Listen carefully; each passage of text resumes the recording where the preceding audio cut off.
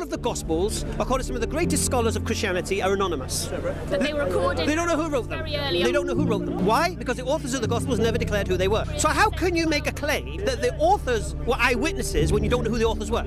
As I studied more and more, I became convinced that the New Testament Gospels were not written by eyewitnesses or by people who knew eyewitnesses. It is factually wrong to say that most New Testament scholars think we know who wrote this The New gospel. Testament So how Gospels can were you not make a written claim by that the eyewitnesses authors or were by people who eyewitnesses knew when you don't know who the authors eyewitnesses. were? For nearly 2,000 years, billions have based their cherished beliefs on the claims found in 4 books: Matthew, Mark, Luke, and John. And within these books, we discover the way, the truth, and the life that Jesus offers to a broken world. And their accounts came from eyewitnesses. That is at least what they claim. But many accuse these books of not being what they seem. Capturing Christianity is devoted to uncovering the truth behind Christianity's claims, interviewing some of the top minds in philosophy, history, science, and beyond. Now, I'm a Christian, and I believe that God wants us to know Him, and He's made a way for us to do that through His Son and through His Word. But if we can't be sure who wrote the Gospels, or if their accounts were even factual, then it raises pretty serious problems for the Christian faith. You have to accept its stories with a kind of willing, almost loving suspension of disbelief. Because if you actually saw the whole thing raw and uncut, you would never trust it blindly again. A ridiculous amount of ink has been spilled both attacking and defending the Gospels, and it's pretty easy to understand why. Your whole eternal future may depend upon it. There is only one thing, through one person, at one time, in all of history, that can get you to heaven. And that is the sacrificial, substitutionary death of Jesus Christ, the Son of God, who died in your behalf so you would not have to die in your sin. That is the gospel. So in this series, we will investigate the trustworthiness of the claim that the Gospels are drawn from accurate eyewitness sources. And much of it will be focusing on research actually just recently published that could have a pretty major impact on the entire debate. But if you're like me, I'm not an expert in New Testament scholarship, so I want to sort of first step back and consider the broader perspective before delving into specific details. The 4 Gospels, Matthew, Mark, Luke, and John, are the initial books of the New Testament of the Bible. They provide accounts of the life, teachings, death, and resurrection of Jesus Christ. Scholars generally agree that these Gospels were written between the 1st and 2nd century AD, and in comparison to other historical works, the manuscript evidence for the Gospels is remarkably robust. But first, what do I mean by manuscript evidence? Well, we don't have the original Gospel manuscripts, so we rely on what manuscripts we can find that have survived. The more ancient they are and the more we can find, the better, if we want to be confident that what we read today matches the originals. But manuscript evidence for ancient works is usually pretty scarce and separated by many hundreds of years from the original. We have less than a dozen manuscripts of Aristotle's Poetics, and the earliest one that we can go back to is over 1,000 years after the writing. Julius Caesar's Gallic Wars, less than a dozen. The best example that we have in terms of number of documents is Homer's Iliad. We have a few hundred manuscripts, but the earliest one we can put our hands on was written 2,100 years after the original. We can go back and put our hands on documents that were dated within a couple of decades of the completion of the New Testament. Over 6,000 manuscripts or portions of manuscripts. Now, while having numerous manuscripts doesn't in and of itself guarantee that the accounts are true, it does help support the idea that our modern Bibles accurately reflect the original text. Daniel Wallace, one of the leading New Testament textual critics in the world, says this about the manuscript tradition. Quote, "Are the manuscripts trustworthy in the sense that they are trustworthy witnesses to what the original text actually said? I can be very strongly affirmative and say yes, we have an extraordinarily reliable Bible." When it comes to the gospel authors, the absence of names within the text might actually raise some eyebrows. The earliest manuscripts of these Gospels, we believe, did not contain the titles Gospel of Matthew, Gospel of Mark, Gospel of Luke, Gospel of John. They just published the text as it was. If it ever did have an author's name attached to it, we don't have any evidence in the manuscript history. This is a misleading statement that doesn't really give the full picture, because the earliest manuscripts in early church writings reveal a consistent attribution of authorship. New Testament scholars Simon Gathercole and Brent Petrie have demonstrated that the ancient manuscripts are unanimous in attributing these books to the apostles and their companions. Consider, for example, the following chart of titles in the earliest Greek manuscripts of each of the Gospels. There's a striking absence of any purely unattributed, anonymous gospel manuscripts, because they don't exist, not even one. Even slight variations in titles across manuscripts show a unanimous connection to apostles and their companions. Can you believe we're really here for this? Yes. Another question we have to ask isn't just who wrote them, but about the origin of the accounts themselves. Were they shaped by eyewitnesses' experience, or were they created later, loosely tied to Jesus' life?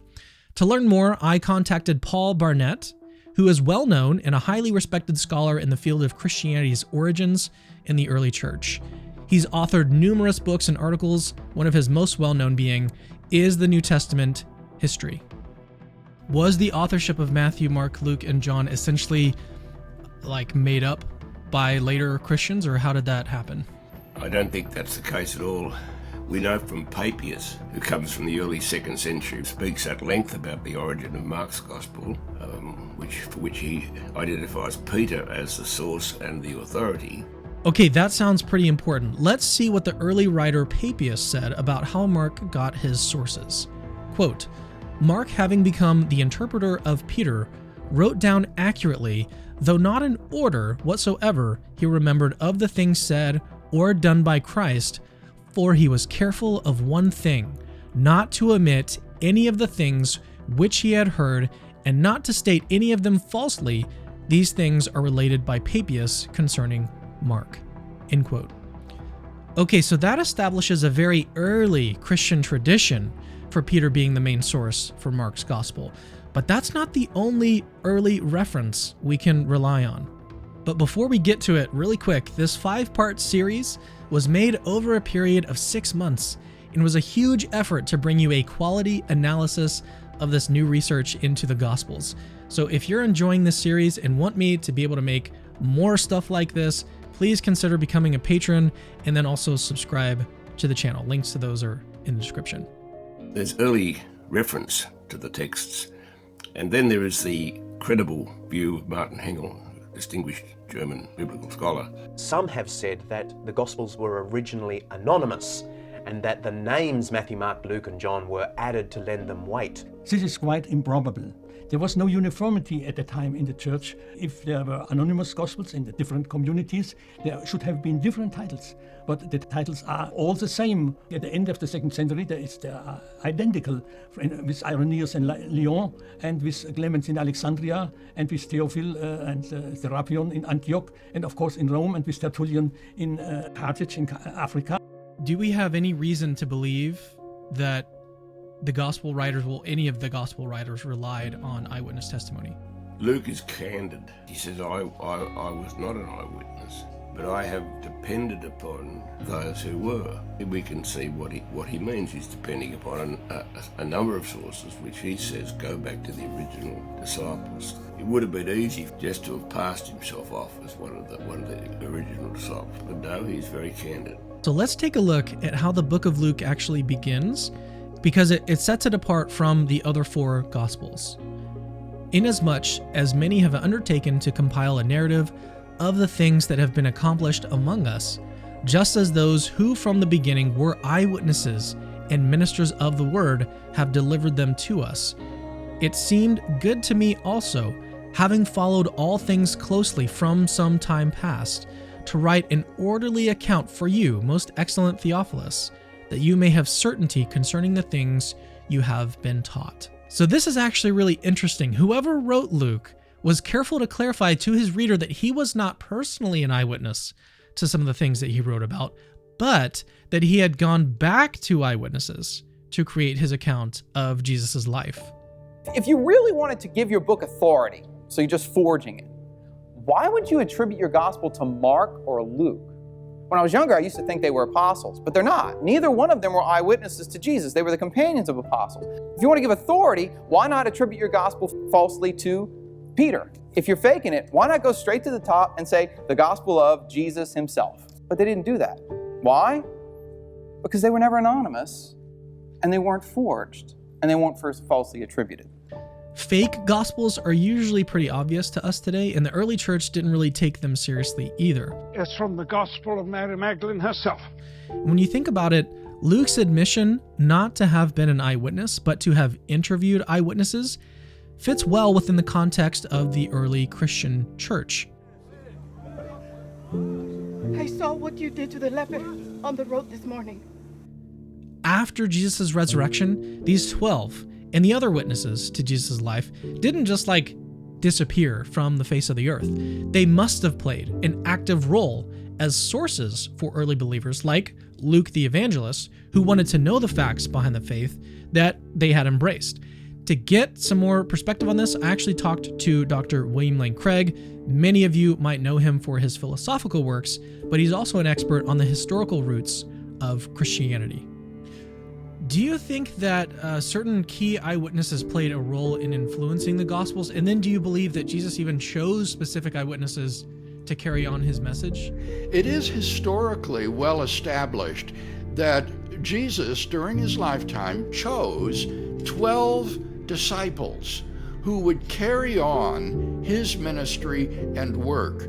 And the authority of these earliest disciples was extraordinarily strong in the early church. Their testimony could not be ignored. And therefore, as long as they were alive, they would provide a controlling check on any tendencies to elaborate the traditions of Jesus' life in a contrary direction. So if we take the traditional authorship of Luke Acts seriously, Luke would have been in a perfect place to interview eyewitnesses. In various biblical texts, Luke is mentioned as a traveling companion to the Apostle Paul and identified as a physician. Traditionally, the authorship of both the Gospel of Luke and the book of Acts is attributed to him, and together, these two books form the most extensive contribution by a single author in the New Testament. Luke's writings reveal an impressive command of the Greek language, suggesting that he was very well educated. Papyrus! The earliest manuscript of Luke's Gospel dates back to approximately AD 200 and attributes the work to Luke, interestingly enough. Additionally, Irenaeus, writing around AD 180, and the Muratorian Fragment, a 7th century Latin manuscript believed to be a copy and translation of a Greek manuscript from around AD 170, also attribute the Gospel to Luke. However, many skeptics have their doubts. The preface to Luke, he says, yeah, a lot of stuff has been written about this, but I have carefully checked it from the beginning. What did those who were eyewitnesses of the word say? And that doesn't imply they were his contemporaries. There is such a thing as a history of propaganda. That's why some of the stuff reported is not necessarily true. They weren't just mistaken, they're rewriting the past. In case you don't know, that was Robert Price. He's a skeptical New Testament scholar. Price here claims that Luke, like other historians, could claim to write history, but in fact be untruthful. So was Luke, in fact, not even a contemporary? And should we take anything Luke says at face value? Many scholars believe that there are good reasons to take Luke seriously as a historian. Scholars like Liddy McGrew, Craig Keener, and Colin Hamer, for example. We'll interview the first two scholars in this series, but sadly Colin Hamer passed away from cancer in 1987. But here is William Lane Craig discussing Hamer's scholarship on the book of Acts. The book of Acts overlaps significantly with the secular history of the ancient Roman world. And Hemer goes through the book of Acts with a fine-tooth comb, pulling out a wealth of historical detail, all the way from what would have been general knowledge down to facts so specific that only a person who was actually on the scene would know about it. And again and again and again, Luke's accuracy is established. And so this gives, I think, a great deal of confidence to us as to Luke's credibility as a historian. Indeed, Luke has been hailed as one of the greatest ancient historians who ever wrote. And this is where I want to introduce you to a groundbreaking book that I came across this year that just came out, entitled The Historical Tell, authored by Luke Vanderwey. He's an expert in the nitty-gritty nuances of Luke's text. His unique research actually directly addresses these questions. Your book is called The Historical Tell, so tell me a little about why you chose that title for your book. So the title of the book is meant to take a rather intricate and layered argument and then distill it down into an image that most of us would be familiar with, the poker player's tell, that unintentional, subtle pattern of mannerisms or cues that then gives away the truth of a poker player's hand.